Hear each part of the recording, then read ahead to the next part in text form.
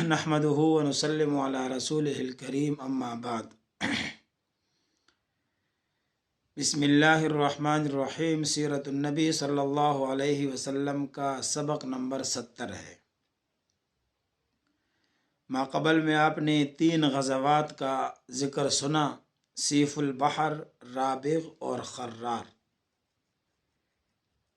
ان کو سرایا کہتے ہیں، مختلف ہیں، جگہ جگہ پر تفصیلات آ رہی ہیں۔ غزوہ ابوا یا ودان،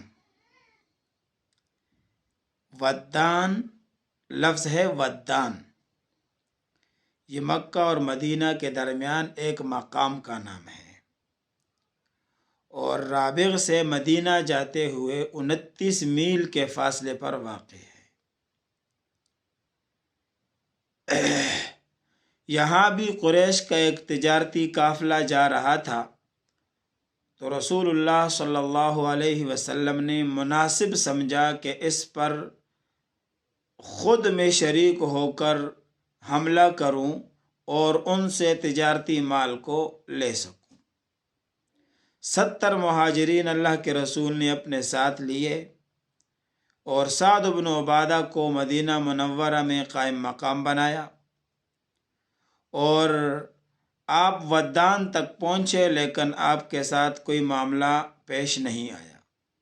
البتہ آپ کے جو 2 اہم منصوبے تھے، ان میں سے دوسرے منصوبہ، جو پہلا منصوبہ تھا کہ معاہدے کرنا، امن قائم کرنا، لوگوں کو اپنے ساتھ ملانا، اس ایک منصوبے پہ کام کرتے ہوئے آپ نے بنو زمرہ کے سردار عمر بن مخشی یا مخشی الزمری سے معاہدہ کیا، اور معاہدہ اسی بات پر کیا کہ آپ ہمارے حلیف رہیں گے، آپ کا دشمن ہمارا دشمن ہوگا، ہمارا دشمن آپ کا دشمن ہوگا، اور آپ کے ساتھ جو ہے لڑائی کے لیے آئے گا تو ہم آپ کی مدد کے لیے آئیں گے، اور اگر ہم آپ کو مدد کے لیے بلائیں گے تو آپ ہماری مدد کے لیے آئیں گے۔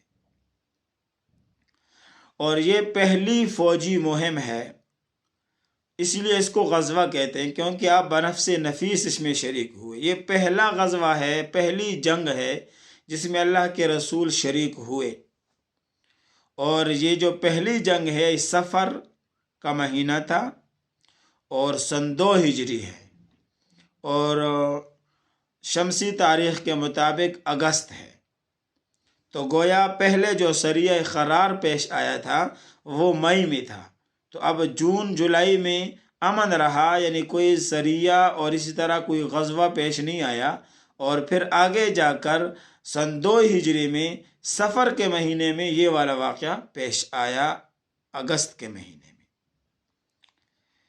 اسی سال ربیع الاول میں، سن 2 ہجری ربیع الاول میں، اور ستمبر کے مہینے، اگست ستمبر اگلے مہینے میں غزوہ بوات پیش آیا۔ با پر ضمہ ہے، بوات۔ یہ جو بوات نام ہے یہ بھی ایک پہاڑ کا نام ہے، اور قبیلہ جوہینہ، بنو جوہینہ کے 2 پہاڑی سلسلے ہیں، ان دونوں کا نام بوات ہے، اور یہ مدینہ منورہ سے 48 میل کے فاصلے پر واقع ایک مقام ہے۔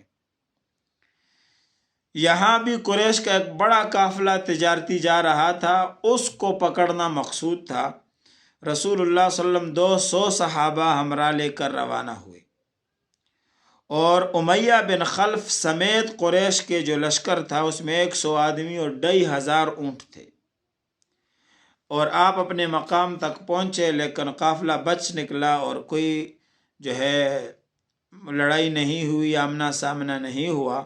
جاتے ہوئے آپ نے سعد بن معاذ کو مدینہ منورہ کا امیر بنایا، اور اس میں بھی پرچم سفید تھا، اور علمبردار سعد بن ابی وقاص رضی اللہ عنہ تھے۔ تیسرا غزوہ غزوہ صفوان ہے، یہ بھی ربیع الاول سن 2 ہجری اور ستمبر کا مہینہ 623۔ اس غزوے کی ایک خاص وجہ تھی، وہ یہ تھی کہ قرظ بن جابر فہری نے مشرکین کے ساتھ مل کر مسلمانوں کی چراگاہ پر حملہ کیا، جہاں مسلمانوں کے اونٹ چر رہے تھے، اور مویشی لوٹ کر لے گئے۔ تو رسول اللہ صلی اللہ علیہ وسلم نے ان کے تعاقب میں 70 صحابہ کرام کو ساتھ لیا اور وادی صفوان تک آپ تشریف لے گئے۔ اس غزوے کو غزوہ بدر اولی بھی کہتے ہیں۔ اس کے بعد پھر جو ہے نا وہ غزوہ ذی العشیرہ ہے، لیکن اس کو بدر اولی کہتے ہیں، اور صفوان جگہ کا نام ہے۔ آپ وہاں تک پہنچے لیکن وہاں بھی لڑائی نہیں ہوئی اور وہ بھاگ گئے تھے، اور اس میں آپ نے مدینہ منورہ کا امیر زید بن حارثہ رضی اللہ تعالیٰ عنہ کو بنایا۔ جھنڈا سفید تھا، علمبردار حضرت علی رضی اللہ تعالیٰ عنہ تھے۔ اس کے بعد آیا غزوہ ذو العشیرہ، عین پر ضمہ ہے، عشیرہ، اور اس کو عسیرہ بھی کہا گیا ہے۔ یہ بھی ینبوع کے مقام میں اس کی طرف ایک جگہ کا نام ہے، اور یہ جمادی الاولیٰ اور جمادی الاخرہ جو ہے نا وہ سن 2 ہجری نومبر اور دسمبر میں پیش آیا۔ 150 یا 200 مہاجرین آپ علیہ السلام کے ساتھ تھے، لیکن آپ نے کسی کو نہیں کہا کہ میرے ساتھ جائیں، جو خوشی سے گیا تو ساتھ گیا۔ سواری کے لیے 30 اونٹ تھے اور لوگ باری باری سوار ہوتے تھے۔ مقصد وہی تھا، قریش کا ایک قافلہ ملک شام جا رہا تھا اور مکہ سے نکل پڑا تھا، اور خاصا ان کے پاس مال تھا، اس کا لینا مقصود تھا۔ آپ صلی اللہ علیہ وسلم کے پہنچنے سے پہلے ہی قافلہ نکل چکا تھا، اور یہ وہی قافلہ ہے کہ جب یہ واپس آ رہا تھا تو نبی علیہ الصلوۃ والسلام نے گرفتار کرنا چاہا تھا، لیکن یہ قافلہ تب بھی بچ نکلا۔ البتہ اس کے سبب جنگ بدر پیش آ گئی، اور پھر بعد میں ایک عظیم معرکہ ہوا۔